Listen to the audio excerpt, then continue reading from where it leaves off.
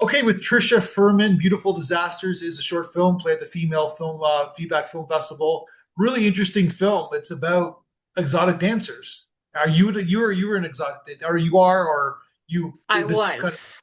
your was and that's sort of what spawned you to make this film. Correct, yes. So the film is about like the misconceptions, I guess, of what exotic dancers are. Like there's a certain stereotype, I guess, or Yes, it's I kind of wanted to get away from the stereotypes of a typical what people perceive an yeah. exotic dancer is or what their lifestyle's like. And what is the life like? What was your lifestyle like? What motivated you to be an exotic dancer? Um, I needed a lot of money really fast. I got hit by a car.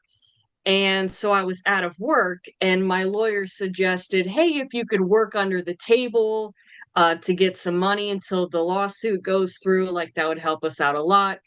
And my brother's friend, avid strip club goer, he's like, you should totally be a stripper. And I'm like, okay. And I walked in and got hired, and I mean, I loved it. What's there not to love about it? You get to drink on the job and you get to dance to your favorite songs and flirt with boys. It was fun. To go back for a second, I love how that your lawyer said to do something under the table. Yeah, pretty shady. Did you in the lawsuit end up like working out eventually? Oh, yeah. Yeah. And is that when you quit? Did you quit? No. No, Okay. it the problem with making that kind of money as an exotic dancer is it's never enough. There's always something else that you want. So Yeah. there's never enough That's money. capitalism in a nutshell, right? Like you never make Yeah, enough money. You always want to make more, right? right, yeah. Yeah, that's what happens. So I'm from originally from Niagara Falls, and Niagara Falls they called it the strip joint capital of the world for a while. I don't know if it still is, but it was around us. Let's just put it that way. Okay. Because the tourists and like in kind of like Yeah. that kind of situation, border city, I guess. So Yeah. I haven't been to one in I haven't been to one in ages, probably over 20 years. Maybe because I Yeah. overconsumed myself as a young teenager. I don't know. The clubs in Canada are a lot different than the clubs in America. There's a lot of rules down here that aren't up there. Like Yeah. we have just bikini bars, a lot of them where you're allowed to flash for so many seconds, but you can't necessarily take something off. And yeah, it's different. Every state has different regulations, I guess, right? Correct, yes. Yeah, in Ontario there isn't much regulations. So because it becomes like an economic situation, right? If you change the Right, regulations, then the economy goes down, right, yeah, right? So yeah. it's where you start. So okay, so you decided to like, what was your experience kind of direct making films? It says this is your first film that you ever directed. Uh, right. This is my first film. I always wanted to make movies, but it was just something that I could never get enough time. I could never get the money together. And then COVID happened and we were all locked down.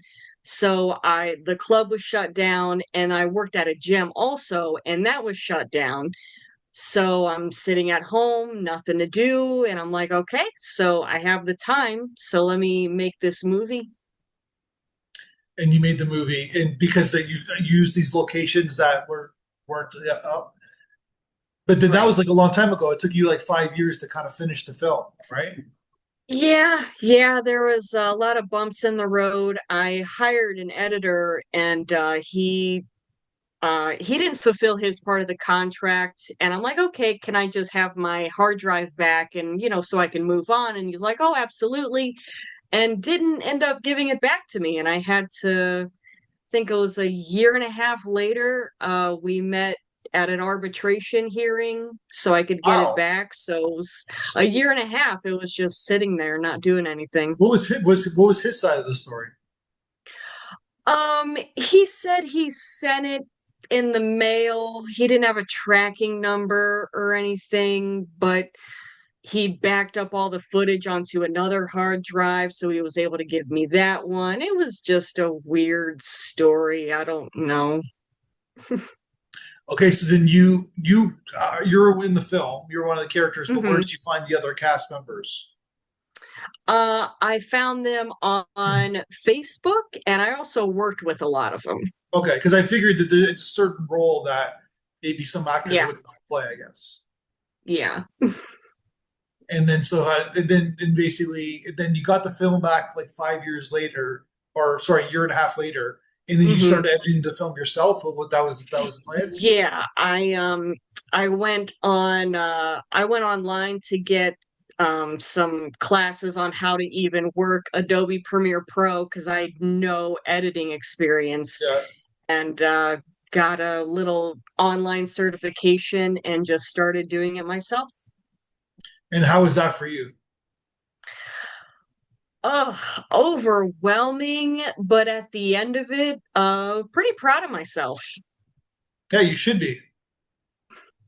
Like, because it's not easy. It's not easy. But then, did you kind of figure that's where the magic happens? So, like in terms of Yeah, editing, that's where the story comes together. yeah. And I think doing all of that editing has made me a better director and cinematographer also. Sure, because you have perspective, I guess, right? Like when yeah. Right. Have you made other Yeah. films since then? Yes, I made a short film called The Window. That's going to be making its way through some film festivals, probably in the spring. Gotcha. So tone-wise, there's a little bit of comedy in the film too, right? That was obviously done on Yes. purpose. Yeah. Yes. Because a strip club is a hilarious place, let me tell you. Should they make them like they made? I guess they made movies about that, but should be like these like there's a story here, right? There's like a TV series, I think, Right. right? Yeah. Yeah, absolutely. But like from my perspective, is that men are like really stupid, and especially when they're like 19 years old, 20 years old, and like and Yeah. then you got the pervert. I don't know what they call it in Ohio. Maybe they say the pervert row guys, like the guys who like Oh, yeah. show up every day and like just sit and Right. they're miserable human beings. There's um there's a group, they're called regulars, and Yeah. they show up like clockwork, and they find a way into your heart. They really do. They're always there. They're nice, most of them. And you kind of they're them being a little bit of a pervert is kind of heartwarming in a weird, strange way. Well, they're because they're lonely, right? There's a loneliness Right, factor to them, right? right, yeah. And then they're like, people always ask me, what's the weirdest customer you've ever had? And that's such a uh hard question to answer because, it's like, oh, well, there's like, flashlight guy, but his name's Ray and he's a Flashlight great guy. guy. Yeah, Why is he flashlight guy? he would have a mini flashlight and he just wanted to like stare at parts of your body with the flashlight. So he's kind of creepy. Yeah, but he was so nice. He was so nice. Yeah. You kind of feel sorry because there's probably like they don't know how to talk to real girls, I guess, right? Right. Right, yes. And one would assume maybe perhaps they're unattractive as well. So that's even harder, right? Yeah, yeah. So they show up there. It's kind of sad in a way. It is, and so I don't know, what we do is kind of charity work in a way. We help raise their self-esteem and self-worth by letting them know that they're nice people, and pretty girls will talk to them. Well, because there's compensation involved, right? Because Right. there's an exchange of dollars that Right. Yeah. yeah. So then you got like there's a lap like they call it lap dances, I guess, right? Yeah. Yes. And it's one song and yeah, there's certain exchange of money involved in that as well. Right. Yeah. And the amount varies per club and all that. Yeah, exactly. So then, how long did you do it for? About 10 years. Oh, wow.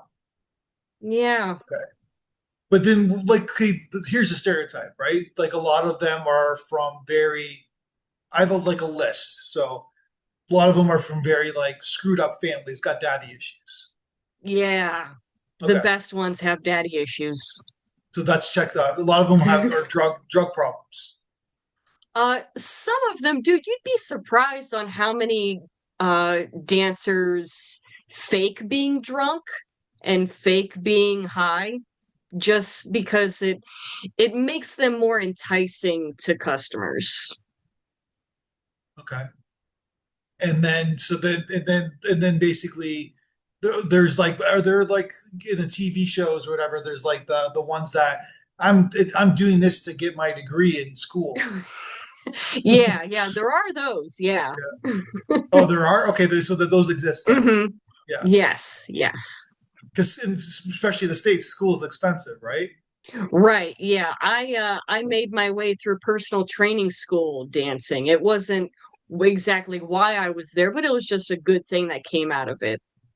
So, but after a while, like, is it like there's a certain nervous factor? Let's just assume at the beginning, right? But then it doesn't For become that. most people, Yeah, yes. I wasn't ever really nervous. really. Yeah, I grew up with brothers and I know that like they loved seeing naked girls. And I'm like, okay, well, I just assume that there's a club full of men here. They want to see me with my top off. So let's give them a show. Is there sometimes women who go there? Oh yeah, yeah, Yeah, and they're so much fun. yeah. But what did your brothers think of this then? Um, they they didn't really have anything to say about it. They're just like, oh, okay. Would they freak in that bar like that you worked at? Um, I think one of them would go there sometimes. We had a like a routine. Whenever he would hear me being called onto stage, he would go outside. But he only came up a couple times. Gotcha. And so then, were your parents okay with it? Yes, that was a very liberating thing when I told my parents about it. And That's actually the only two people that I ever told how much money I made, so they would understand why I was doing it. Gotcha. Yeah, and then so then after did you retire? Like, did it come to did you quit or did someone fire you? It's actually really hard to get fired from a strip club, so I quit.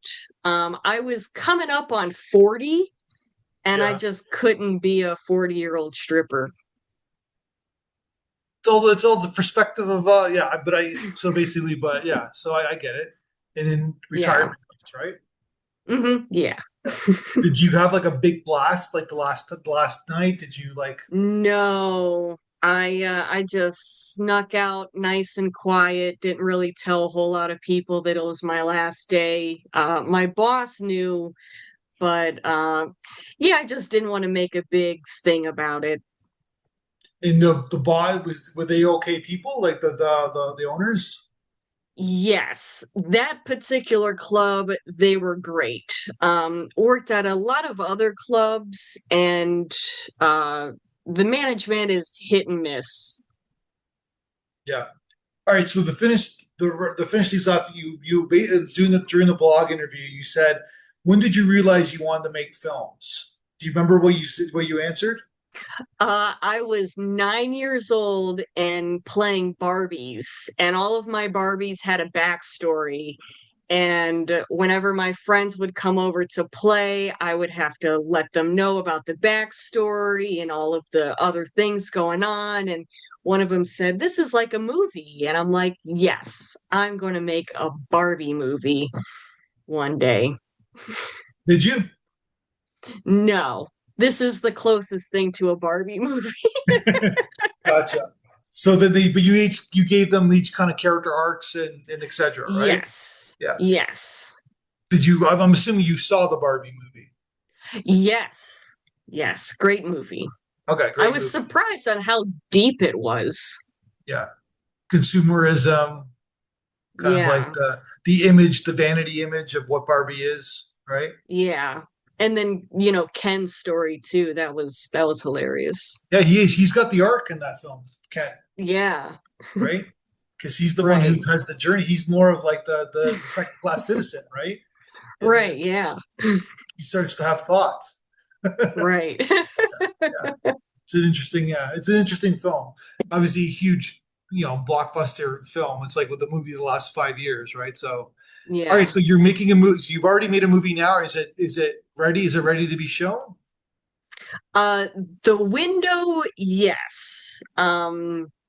That's Yeah, I kind of wanted to finish up a few things with Beautiful Disasters because Beautiful Disasters is it started out as a full-length feature film and I cut it into a short Okay. and made it just like kind of like a proof of concept. Yeah. And the script that I have for it now has changed drastically from the movie that I filmed, just because I felt like the inciting incident was too far into the movie.